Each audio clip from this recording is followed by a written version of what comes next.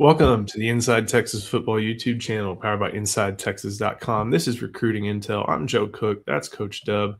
Thank you for watching. Make sure you like the video. Make sure you subscribe to the channel.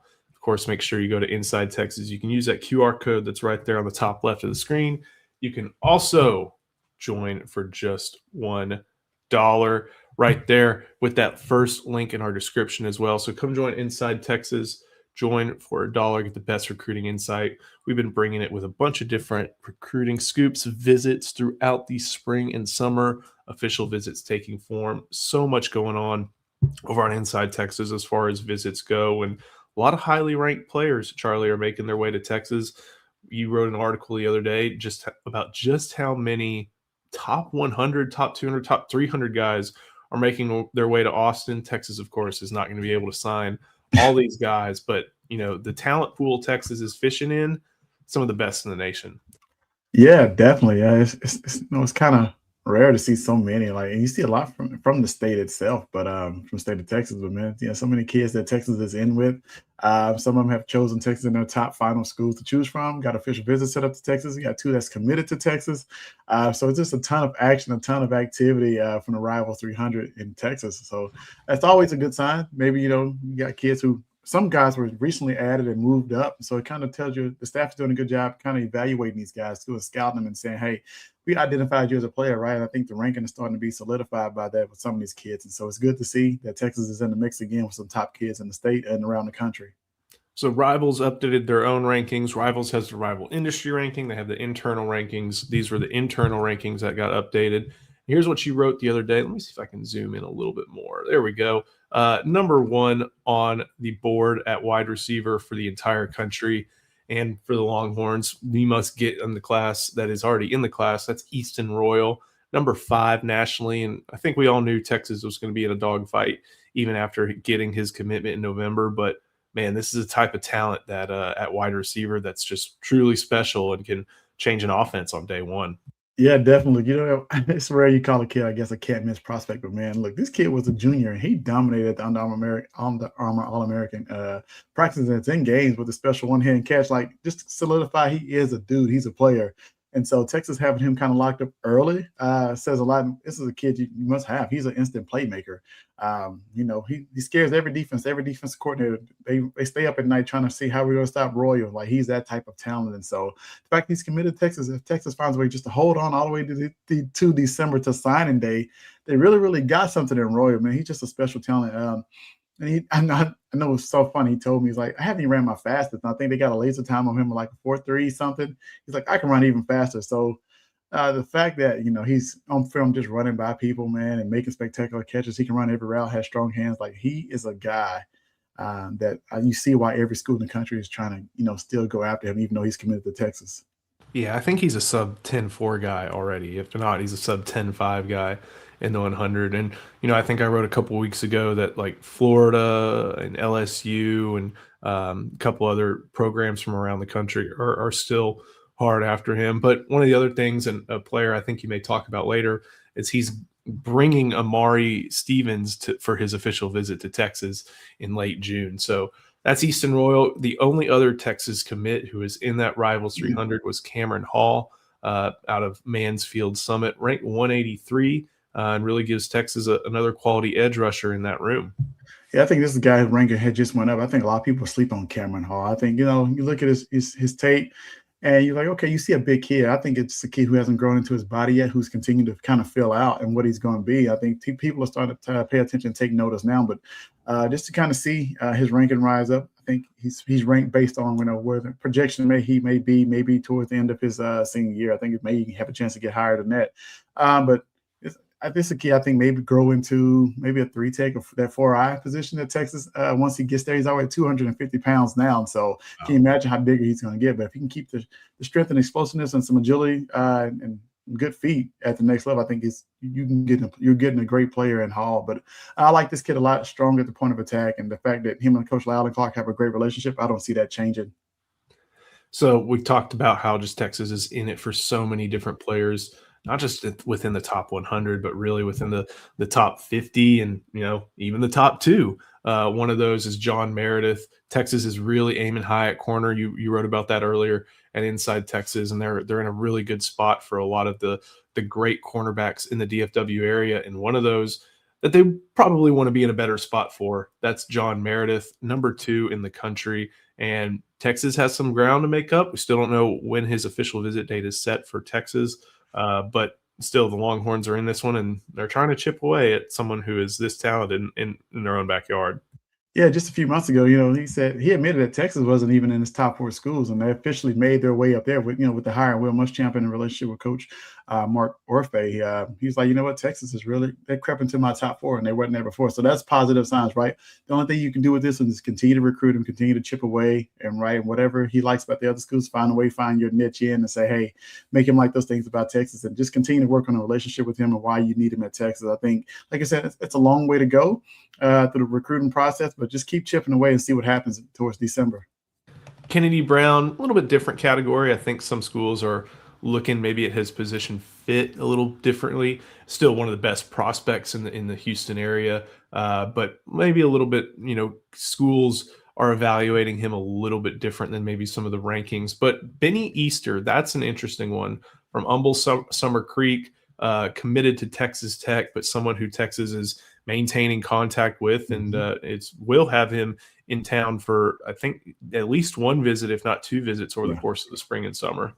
Yeah, definitely. If you can get a town like Benny Easter on campus, like the kids they're not officially committed or signed until December when they actually sign. So you think he's look at him as a target that you think you need a receiver, he fits in what you want, man, you go out there and you recruit the best.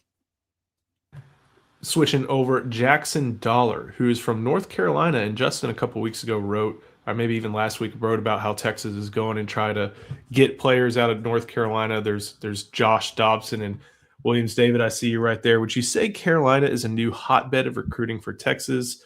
I'm just outside of Charlotte, and I'm ready to be the Longhorns' local recruiter. I don't think it's going to be a recruiting hotbed, just because, there are quite a few states in between North Carolina and Texas, as you're well aware, but there's a power vacuum these days in that region, because who knows what's really going on with Bill Belichick?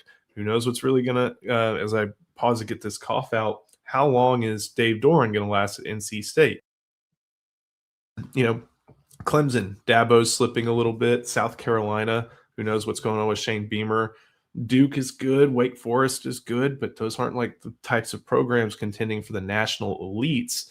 So that's where Tennessee has gone in there and gotten guys like David Sanders, Faison Brandon.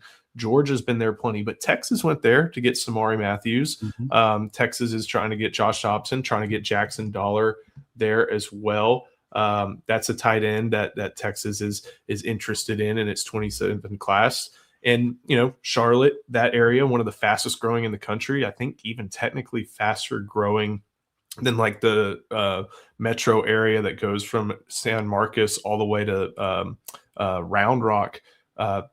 Flights are pretty easy. You can go Charlotte to just about anywhere on a plane. With that being the case, because of just the expansion of football there as a result of the expansion of the metropolitan area, the population, that's a place without like a direct, no doubt pipeline that the Longhorns can and should go to. And especially when you got some of the more elite guys there, and Dollar looking for someone, or is a player Texas is definitely looking at. Georgia, a little bit different in that regard, though. The Bulldogs are there. That's a place where the Southeastern Conference has long looked for top talent. But Joaquin Gouda has 2 visits set to Texas, and he was the number 30 prospect. As Texas is looking to fill guys in that linebacker class who fit the Will Muschamp mold. Hard to think that maybe Will Muschamp didn't know a little bit about this guy before heading over to Texas. Yeah, definitely. He looks like a Georgia linebacker too. Thick lower body, big kid, already 220 pounds, but he still can run and feel and get out in space and cover. He just looks like that guy that you can play the run with 5 in the box because of this guy. He can get off blocks and defeat offensive linemen, but he can move in space well too. So I like Gouda a lot, man. I think watching this film, he's a hard hitter. Before we keep on going, got to talk about one of Inside Texas' favorite prospects. We'll talk about one of our favorite sponsors, and that is Roback. Use that code TX20 at RHOBACK.com. That gives you 20% off for all new customers. I got the joggers on right now. Perfect in this little Texas chill we've got. You can get hoodies. You can get officially licensed team gear. So you get that burnt orange apparel that's super comfortable. You can get a bunch of different polos, t-shirts, anything you might need for the golf course or for game day. Go to roback.com, RHOBACK. Use the code TX20 and you get 20% off your order if you are a new customer. Now we get to talk about one of my favorite prospects in the class. That's Ismail Kamara from Gilmer. You got to see him play 7-on-7 this past weekend, and that's a testament to the just insane athletic ability that Kamara out of Gilmer has. Yeah, Kamara, he's a different rare type of kid, man. You see him out there, he's doing the Harlem Globetrotter tricks with the basketball. Then he's kicking it like he's playing soccer. Like, I don't know what this kid can do, but yeah, he was out there running routes in 7-on-7 against some top athletes this past weekend. Like, yeah, he's a rare athlete. Look, you put him at tackle, I don't know, man. He's an NFL All-Pro. Like, I think he's gonna be great. May play as a freshman. Like, he has that kind of ability to me. I think he's just a different rare of an athlete playing offensive lineman. Is number 34 too low? Yeah, I think so. I think most people don't know about him. You look at his huddle, you can't find his huddle film, right? It's a lot of clips of just highlights here and there, right? I think if somebody had a chance to kind of evaluate his film and go see him in person, I think they would change the ranking. I think it's going to continue to change their spring evaluations, but I think he's going to be ranked top 10 maybe before it's over.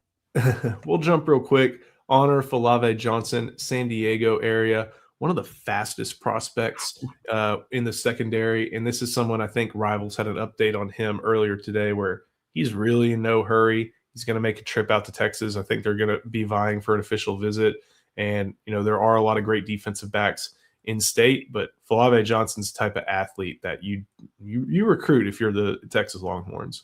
Yeah, you look at this film. He line up in running back, receiver. You know, he's moving around in safety. He just kind of shoots and wants to come down and hit people. You know, I looked at this film the first time. I thought Earl Thomas in high school because Earl played running back and quarterback in high school at Wascom. I think that's how you pronounce it. West Orange Stark. Sorry. He just kind of like a missile, just wants to come hit everybody. But he's the fastest on the field. He just moves at a different speed than everybody else. And so I think he's a kid that, you know, I know he's ranked the 5-star. He's a phenomenal athlete. I think he needs to learn how to play safety. And depends on, you know, where Texas is at, you know, recruiting DBs and like that. I think he's up there. Of course, he's a great player, but he's an athlete learning how to play safety in my book. But he's a really, really talented athlete. I scrolled past it, but Williams David didn't. How would you compare Jaquan Snell to Jonah Williams? I think both are big, strong safety types with top-tier athleticism. What are your thoughts on that one? Jonah Williams is a different type of athlete in DB. Jaquan, you may see him playing linebacker. Jaquan reminds me of DeMario Overshown. So he may grow into a linebacker once he gets to college. He's hard hitting. You know, I wouldn't put him in coverage like I would do with Jonah. Jonah couldn't get out there in space and cover a guy man to man. So I don't think that's Snell's forte like it is for Williams. Also, one of the other things is there are a number of great safeties. Eli Johnson, who's from Cibolo Steel, committed to Ohio State. That's a player I want to see Texas show some more interest in or maybe get back on campus because I think that's the type of talent from a type of school that's really, really impressive. We'll bounce around a little bit. Love this one from your little insight on Marcus Factau, a player who reclassified, I believe, from 28 to 27 and still has so many top programs from around the country interested in him. Yeah, and he just said his official visit to Texas too. The 12th to the 14th. I may have the dates. We posted it the other day, but after I wrote this article. But yeah, look, that's a big kid, man. 6'5". I don't know. That's a huge kid who can move. He can do it all. You see him playing offensive lineman. You see him playing defensive lineman. Another kid, man, just phenomenally athletically for a big guy in the trenches. He dominates. I like his film a lot. We'll keep going, kind of run through running back. That's a place where Texas is kind of a little bit all over. Jabbar Jalouk is still establishing his board. Landon William Callis, top 50. Kelger Ben, top 100. But two guys Texas is interested in. Sarad Baker. We know his official visit set up. Lathan Wissington. He also has his official visit set up. Two top 170 guys that Texas has on the board at running back. Those are pretty quality guys. Looking throughout, Trey Moore, top 200 player. I think he got a big bump in the rankings. He's from Pflugerville. Amari Stevens, he had a pretty big drop, and I think he was talking about it, but that's someone committed to Miami who's got a lot of speed. And again, he's coming into town with Easton Royal in late June. That seems to be I think that's a small data point that's in Texas' favor. I believe he's kind of in a Florida-based 7-on-7 team. But if you have been pretty high on Stevens for quite some time. I can call him a little human joystick, man. He fits in the slot. I know he's not your typical term Herman and think of slot who got overly used, but you put this guy in the slot with all the attention on the outside receivers, like he can beat slot and safeties all day long. You put him in space, he has the ability to kind of catch a quick drag, make people miss a crosser and go to the house. Like he has that kind of ability. So I like him because he's just a player you can just put the ball in his hands and let him go do the rest, man. I think you cannot have enough of those guys on the team. Looking through some other positions, Jaden Nelson, we know he's got some official visits and a Texas visit planned. Samaj Stanford, that's a name out of a very good program there in Broken Arrow that Texas is still recruiting. You don't often think about Oklahoma producing a lot of Texas football players, but Texas has shown interest. Kadrian Redmond, that's someone that the loss of Zarnell Fitch for Texas Tech is big. And then KJ Green, we know he's making his way. Lots of these guys you've written about as far as where they are planning, where and when they're planning to see Texas. Montre Jackson, Dylan McGee, you wrote about those two today. Mm-hmm. There are just so many players within that top 300 from rivals that we're having to keep tabs on as we continue to get closer to March, closer to spring football, and closer to visits for all these guys. So we'll be tracking it over on Inside Texas. Make sure you go use that first link in our description. Use that QR code there at the top left of the screen. Sign up for just $1. We've been bringing it with recruiting, team insight, coverage of the team as football practices start up soon, basketball, baseball, everything going on the 40 acres. We've been covering it over on Inside Texas. So should be good. Now is a great time to join. Hope to see everybody over there. Coach, thank you so much. Thank you for watching. We'll see you next time on Recruiting Intel on the Inside Texas Football YouTube channel powered by InsideTexas.com.